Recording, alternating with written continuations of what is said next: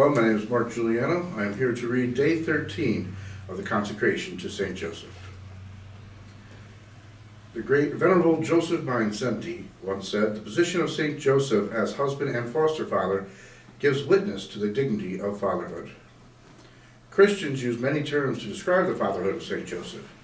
He is called the legal, putative, spiritual, virginal, and foster father of Jesus. While none of these titles is found in the New Testament, they are all legitimate ways of describing St. Joseph's fatherhood. Of these titles, foster father is the most common. The reason it is the most common title is that the naming of a child in ancient Jewish custom was the legal responsibility of the father. St. Albert the Great once said, "Although you, St. Joseph, are not necessary for the child's conception and birth, nevertheless you will be necessary for his sustenance, and your first care will concern his name."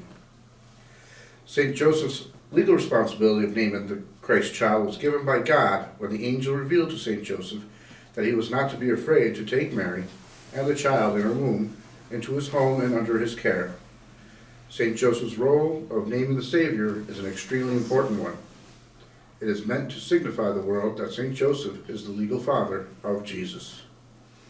St. Peter Julian Einmard quoted, "St. Joseph's dignity springs from his privilege of being the legal father of the incarnate Son of God. Here, then, is a man whom the Son of God calls Father, one whom he, Jesus, serves and obeys, and before whom he kneels for a paternal blessing." St. Joseph's role as the foster father of Jesus might come across as something merely contractual, but the Latin provides us with a deeper insight into St. Joseph's role. In Latin, the title given to St. Joseph to signify his role as foster father is Filii Dei Nutrici. Literally, it means nurturer of the Son of God.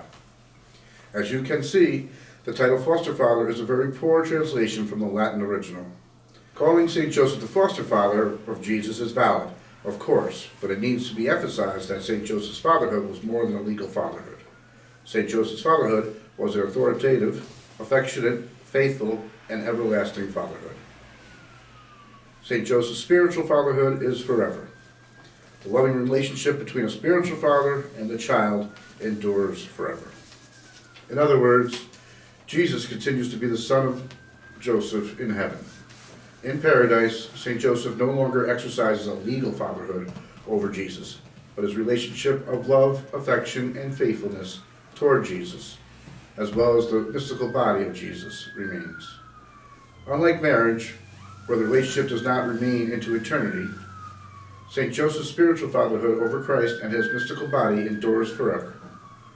Spiritual fatherhood, like spiritual motherhood, endures forever. Were this not the case, the Church would need to cease invoking Jesus as the son of Joseph. The Church would also be required to cease invoking Mary, who is in heaven, as our spiritual mother. St. Joseph will always be your spiritual father. What is valid for Jesus is valid for you. St. Joseph is forever your spiritual father. As he took care of Jesus while on earth, St. Joseph will take care of you on your earthly pilgrimage. St. Joseph is your loving provider, educator, and protector. When your life on earth is over, St. Joseph will continue to be your father, not on an earthly level, but on a spiritual level. In heaven, you will forever be known as a child of St. Joseph. The great St. Ephrem of Syrian said, "No one will ever be able worthily to praise Joseph, whom thou, O true only begotten Son of the Eternal Father, hast designed to have for thy foster father." If you'd like to learn more about St. Joseph, click on the links below.